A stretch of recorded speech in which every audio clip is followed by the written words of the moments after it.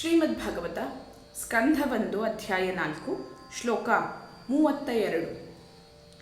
ತಸ್ಯೈವಂ ಖಿಲಮಾತ್ಮಾನಂ ಮನ್ಯಮಾನಸ್ಯ ಖಿದ್ಯತಃ ಕೃಷ್ಣಸ್ಯ ನಾರದೋಭ್ಯಾಗಾದಾಶ್ರಮಂ ಪ್ರಾಗುದಾಹೃತಂ.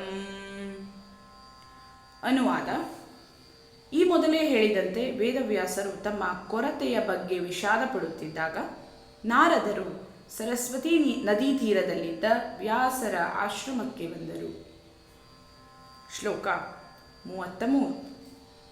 ತಮವಿಜ್ಞಾಯ ಸಹಸಾ ಪ್ರತ್ಯುತ್ಥಾಯಾಗತಂ ಮುನಿಃ ಪೂಜಯಾಮಾಸ ವಿಧಿವನ್ನಾರದಂ ಸುರಪೂಜಿತಂ.